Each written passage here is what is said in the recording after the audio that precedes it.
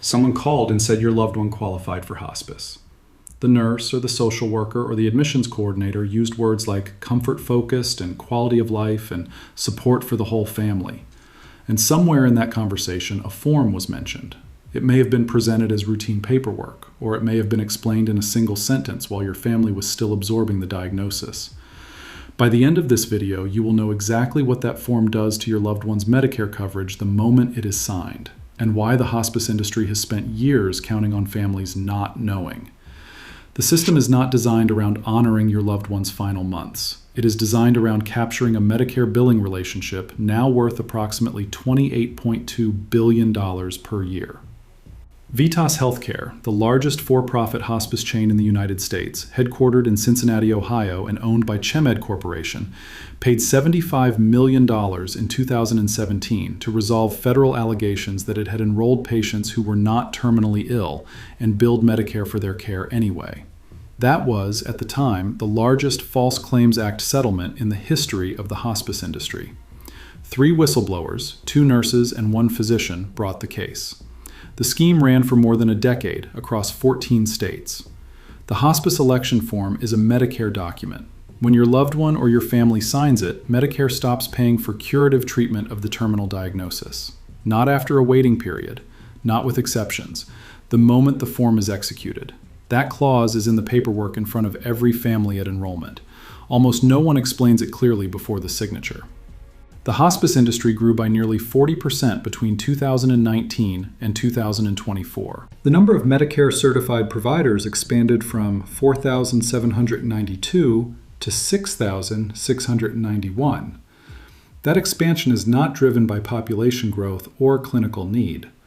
The federal investigations from this same period make the driver explicit. Vitas Healthcare enrolled patients who did not qualify. The company structured its employee incentive system around enrollment volume. Nurses and other staff received bonuses tied to the number of patients admitted. The False Claims Act case, filed in the Western District of Missouri, documented that between 2002 and 2013, Vitas knowingly submitted claims for patients who did not have a terminal prognosis of 6 months or less. The dollar amount billed to Medicare during this period for ineligible patients ran into hundreds of millions of dollars. $75 million was what it cost Vitas to make the federal government go away.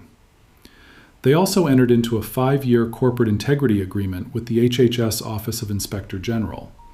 They wrote the enrollment bonus system down in their internal compensation documents. That is not a coincidence. That is a business model. In South Texas, Rodney Mesquias, the owner of the Merida Group, a hospice and home health operation running dozens of locations across the state from its San Antonio base, was sentenced to 20 years in federal prison after a federal jury in McAllen convicted him of orchestrating a $150 million Medicare fraud scheme. His operation aggressively enrolled patients with long-term, incurable conditions, including Alzheimer's and dementia, who lived in group homes, nursing homes, and public housing across Texas. Merida Group marketers falsely told patients they had less than 6 months to live. They sent chaplains to discuss last rites. The patients were not terminally ill. Some were working. One was a Walmart greeter. Federal prosecutors in the Southern District of Texas described it as one of the most egregious criminal hospice fraud operations the Department of Justice had presented to a federal jury. The scale of confirmed fraud inside a single fiscal year tells you the operational scope of this problem. The Department of Health and Human Services Office of Inspector General identified $198.1 million in suspected hospice fraud in fiscal year 2023 alone. That figure covers only what federal auditors identified within one annual review cycle.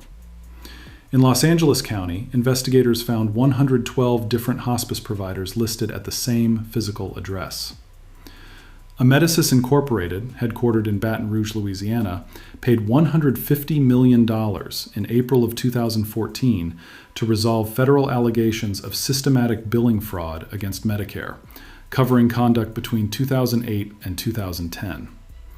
The settlement covered false claims for services to patients who were not homebound and medically unnecessary treatment billed to generate higher reimbursements. The company now operates as a subsidiary of United Health Group's Optum division, headquartered in Minnetonka, Minnesota, following an acquisition finalized in August of 2025. Amedisys operates home health and hospice services at more than 500 care centers in 38 states. Gentiva Health Services, the successor to Kindred at Home, with hospice operations headquartered in Atlanta, Georgia, paid $19.4 million in July of 2024 to resolve False Claims Act allegations covering hospice locations in Tennessee, Rhode Island, Texas, Missouri, Alabama, Indiana, and Ohio. The settlement covered enrollment of patients who were not terminally ill between 2010 and 2020. It resolved 9 separate whistleblower lawsuits. More than 20 whistleblowers brought the case over the course of a decade.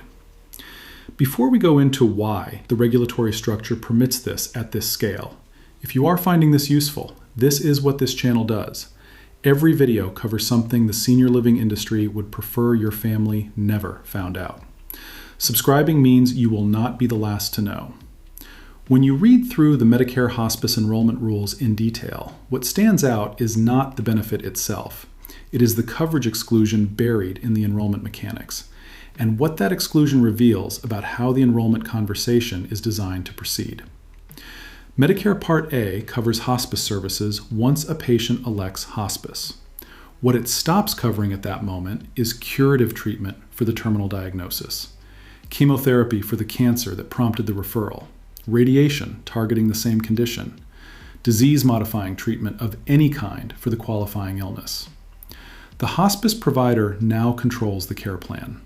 The patient's original oncologist, cardiologist, or specialist remains available for unrelated conditions, but the treatment trajectory the family may have been discussing for months is severed by a single signature. The 40% growth in Medicare certified hospice providers between 2019 and 2024 did not happen because American families suddenly discovered hospice's genuine value. It happened because the Medicare reimbursement rate for hospice care, now generating $28.2 billion annually in federal payments, created a financial incentive structure that made enrollment, regardless of eligibility, extremely profitable. The per-day Medicare hospice reimbursement rate is predictable, recurring, and not dependent on patient outcomes. The industry runs the math on what legitimate eligibility screening costs versus what a more permissive enrollment process returns. The federal settlements in Cincinnati, McAllen, Baton Rouge, and Atlanta are the receipts from that calculation. VITAS paid $75 million and continued operating. Everything before this point is what the industry does not want your family to find out before they sign. What follows is what it is genuinely afraid you will do with it. The first and most consequential thing your family needs to understand is this.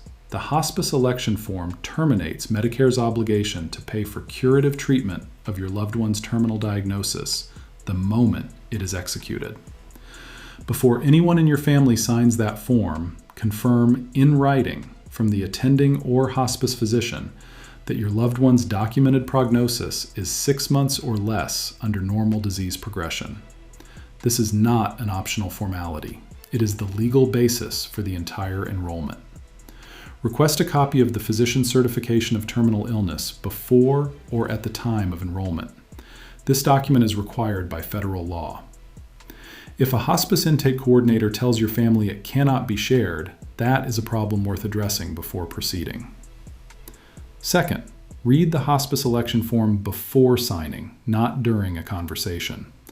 The form is a federal Medicare document. Read the section that covers what Medicare will and will not pay for after the election is in effect. If no one walks your family through that section before asking for a signature, ask them to do so. Third, know that your loved one has the right to revoke hospice enrollment at any time. This right is unconditional. Revoking hospice returns the patient to standard Medicare coverage immediately.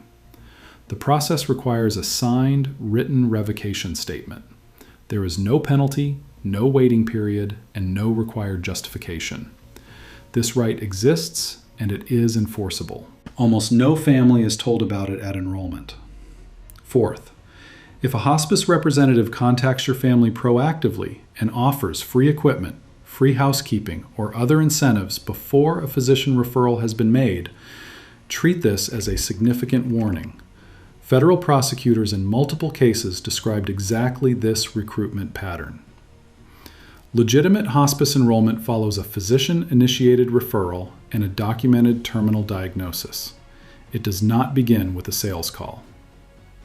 Fifth, before selecting a provider, check the hospice's record using Medicare's Hospice Compare tool and verify the provider against the HHS Office of Inspector General exclusion database. Both are publicly available federal resources. A provider operating under a corporate integrity agreement as a result of a prior settlement is searchable by name. The time required for both checks is under 30 minutes. What it prevents is enrolling with a provider currently operating under a federal compliance obligation your family was never told about. The complete protocol, from requesting the physician certification to completing the public record verification, takes under 2 hours. The average cost of enrolling a patient who does not meet the 6-month criterion, then needing to revoke and transition back to curative treatment, includes weeks of delayed care that cannot be recovered once those weeks have passed. Before this video, your family was in the position the hospice industry prefers. You had a form in front of you, and no one had explained the clause that changes everything about what Medicare covers the moment it is signed. You are no longer in that position. You now know exactly what the election form does to curative coverage, how to verify eligibility before committing, and how to exit hospice enrollment if circumstances change. That is not a small thing. That is the difference between a decision made with complete information and the decision the industry was counting on you to make without it. If you are currently navigating any of this, and something in what you just heard matched your situation exactly, share it in the comments, because you are not the only one and your experience is evidence. If this video gave your family something they needed, subscribing ensures you will have the same information advantage the next time a decision like this comes up. Every upload covers something the industry counts on families not knowing.